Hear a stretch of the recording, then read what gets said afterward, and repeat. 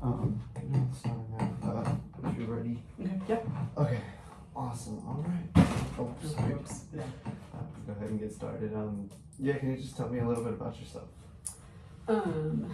Well, I've worked a lot of different jobs. I've worked at Texas Tech for cumulative around 15 years.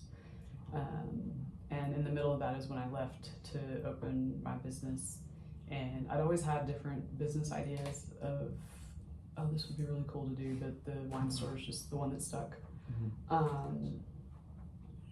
But I really got into wine through, excuse me, my job at Tech, where I worked in international programs. It was here in the college. I did all the study abroad stuff.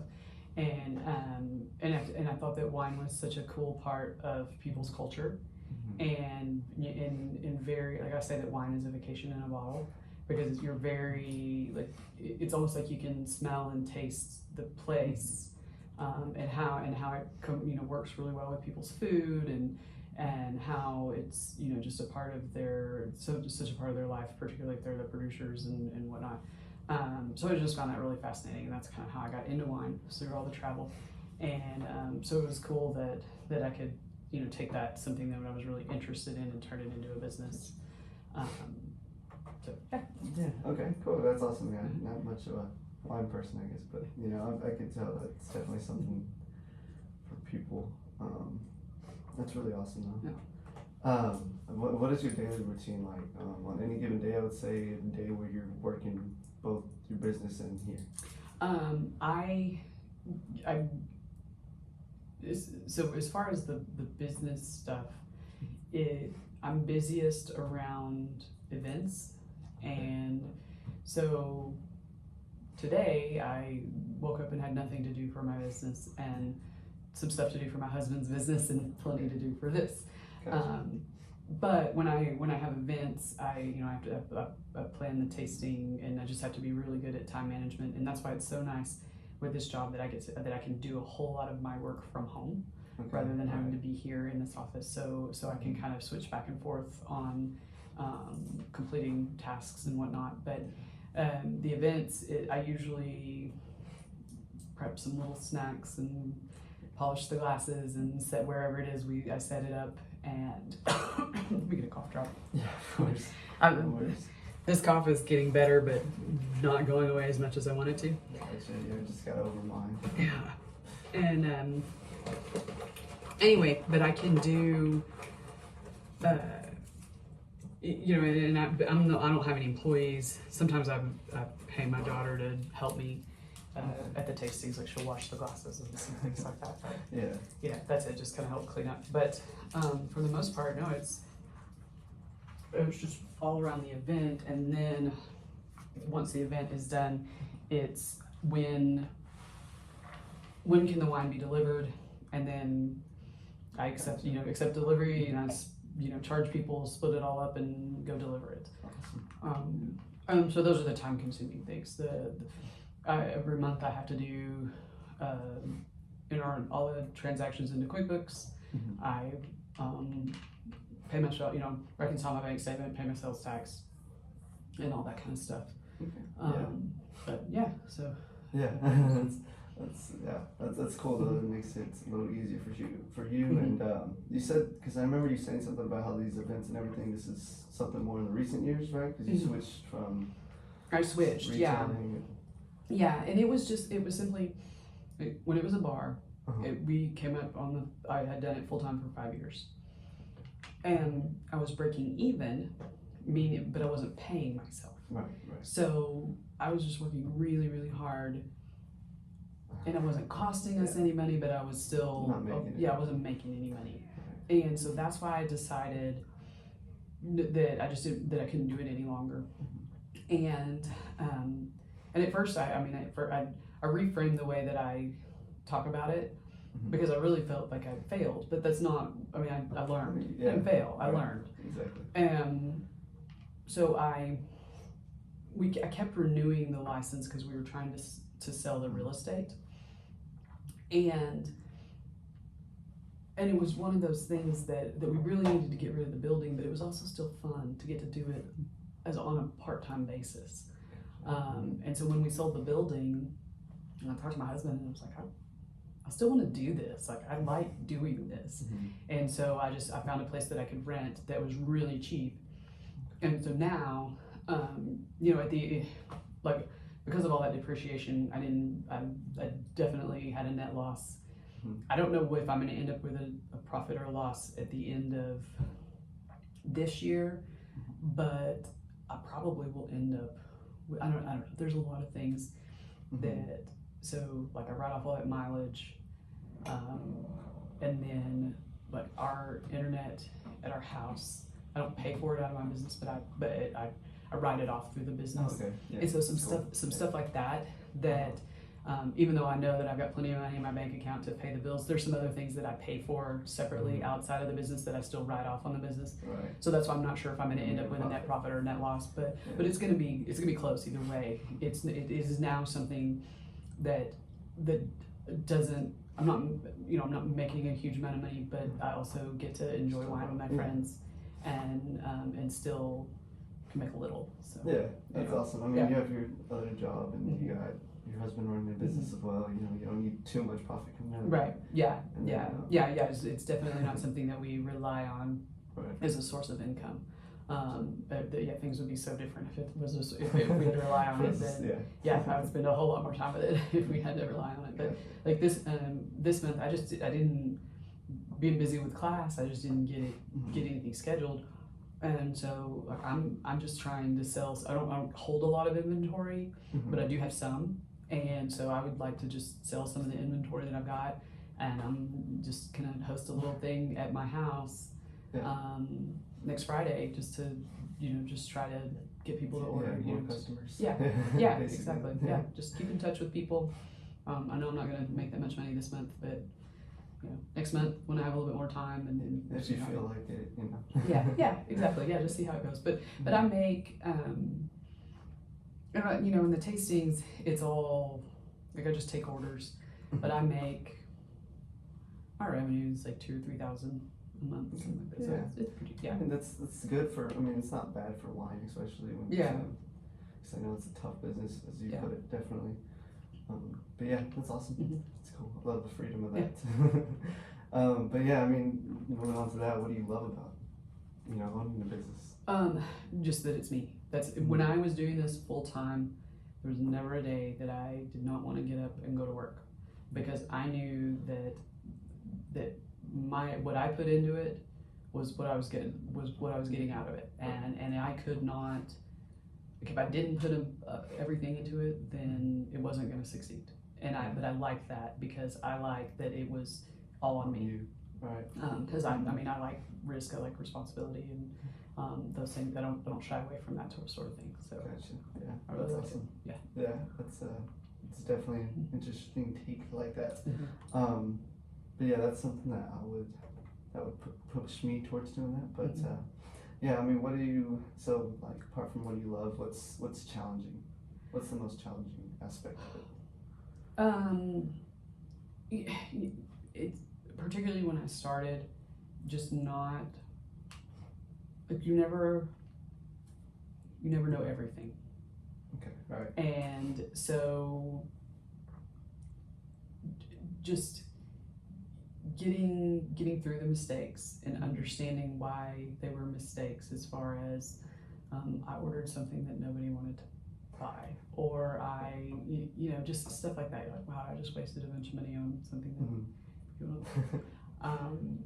want. The whole of understanding customers and what they wanted. And I'll give you a good example. So when I went from my first location to the building that we bought, and it turned more into a bar, I had a beer and wine, and I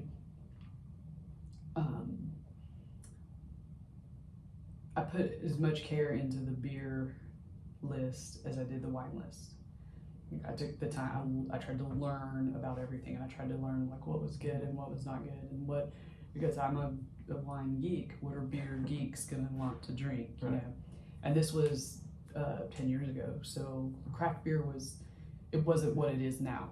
Okay. It was just sort of starting, and so I put so much effort into that. Put so much effort into my wine, and my husband said, "You're gonna have to." He goes, "You need something just basic." I'm like, "No, that's not what this is. It's not what I'm doing. It's not my business model." He goes, "No, there's more of me out there than there are of you." I said, "Okay." So the only generic thing I had on my list was Coors Light, and then I had a Moscato on my wine list, which I thought was gross because I don't like sweet things, but a lot of people do. That Moscato and the Coors Light were my top 2 sellers. Yep. And I mean, and by far my top sellers. And so my husband likes to laugh that he told me, he was like, "You're the one who's got an MBA, and I told you how to run your business." I'm like, "Yeah, I know. And so just the sometimes you have to, like, you have your vision, and you don't need to deviate too far from your vision, but sometimes you just have to recognize that maybe you got to meet the market where it is, Right. and that the market might not totally understand your vision. Right. Yeah. And so you just got to kind of be willing to do some things that whatever's comfortable with. but the customers are gonna like it. So that's right. Yeah, that's a very good example.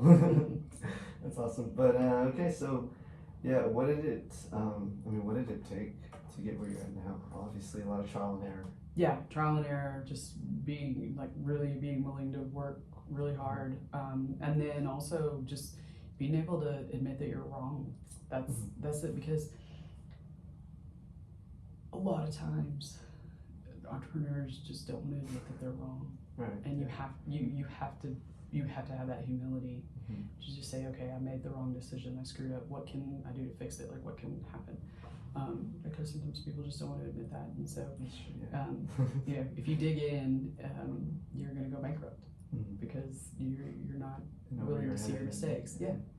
You see that a lot with entrepreneurs. I'm sure. Yeah. Don't know too many, but the ones I do know, some of them are like that for sure. So I guess what would you say to someone who wanted to start a business today? Read the Lean Startup. That is excellent for helping people understand how to start a business and what it takes, and then the whatever it is, whatever grand plans that you've got for your business. One of the things they talk about in that in the Lean Startup is the minimum viable product. So what can you do to start getting you toward, moving towards those grand plans without maybe throwing in so much investment in the beginning.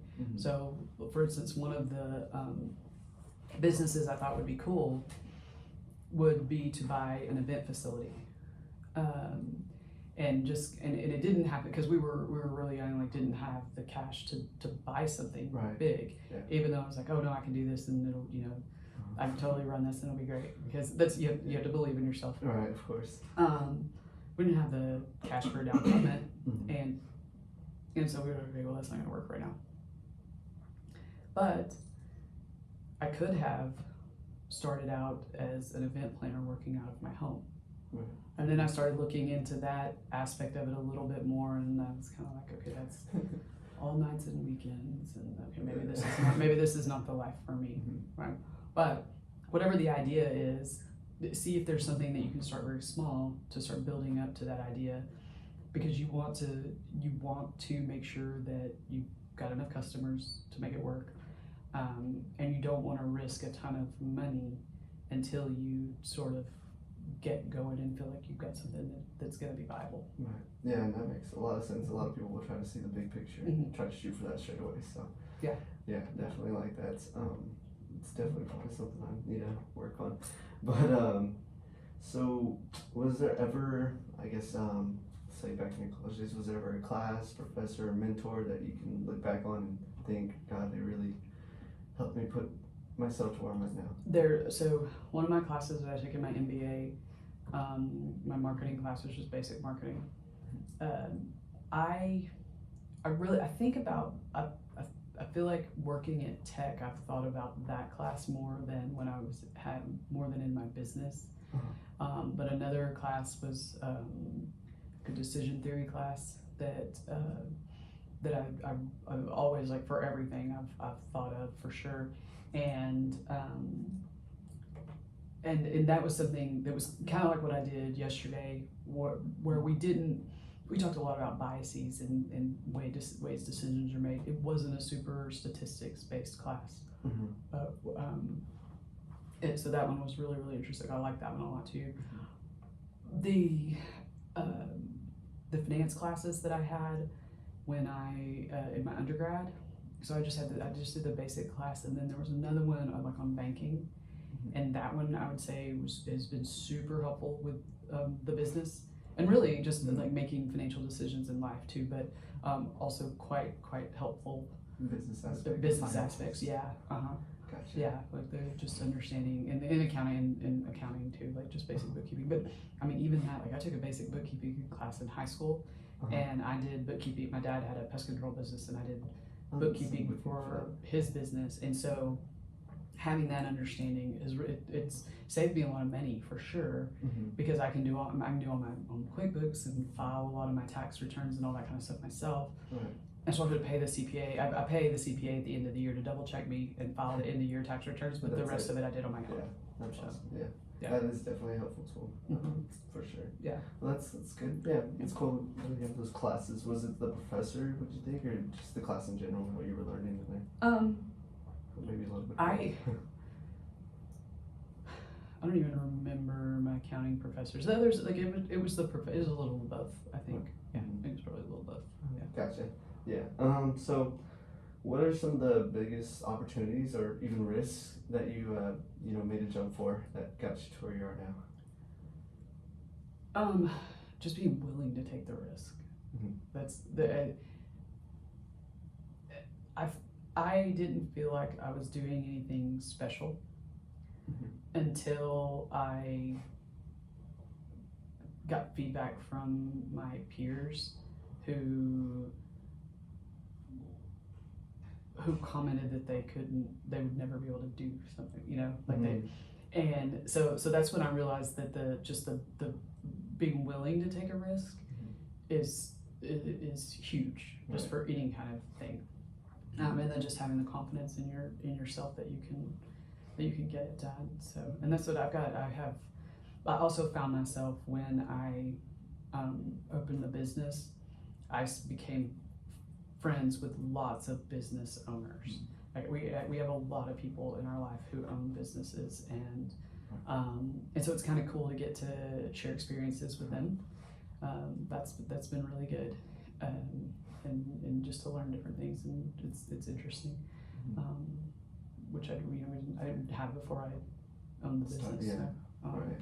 So yeah, because you all kind of have this shared experience. So we've got some friends. In fact, I'm hoping to run over there tonight. They're about to open a new wine bar, and I mean, and they're going big. Like here in Lubbock?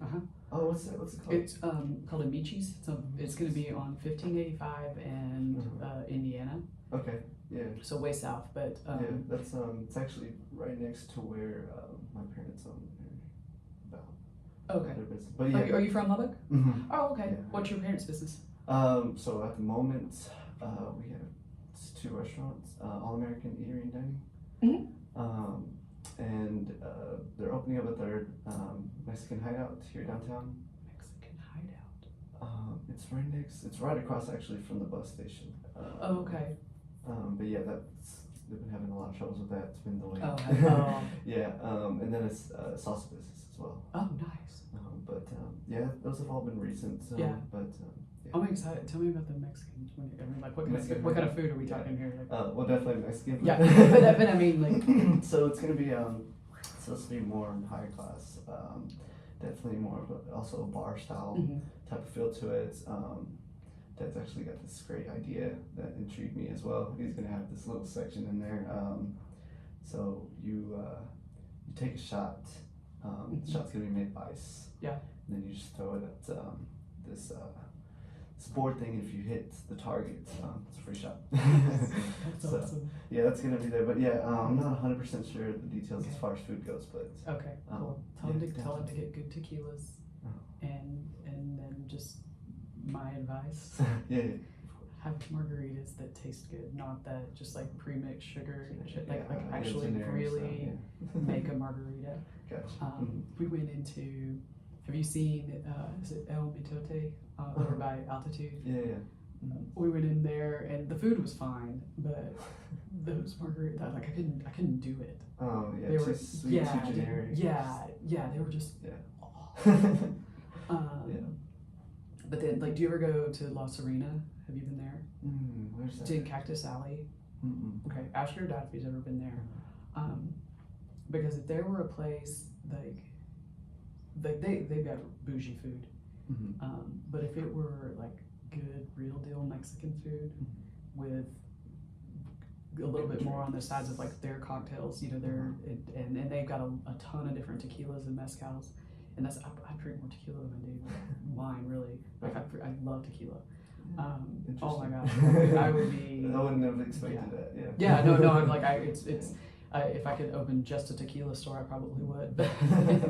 But for some reason, I just don't think I would make any money just tequila.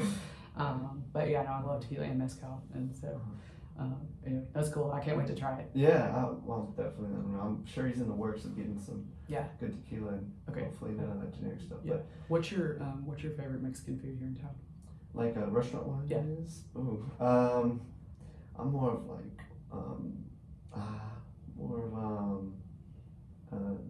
taqueria type of place. Like Jalisco's? Yeah, like Yeah. Jalisco's. Those are my type. I just don't ever, I've always liked it. I just don't ever think of going there. But I love Aranda's on 34th Street. I love Taco Village out by the airport. So dang I good. don't think I've had that actually.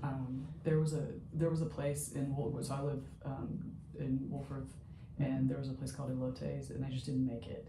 But they had like it was a chef, like it was a chef driven restaurant. It was all these tacos and elotes, and they were so good. Yeah, they just didn't make it which is unfortunate. But then I like Chilitos and out there in Wolford, I like going there too. So yeah, where we used to live, we were just right there next to Wolford, so we would go out there to places like that. But yeah, that's interesting.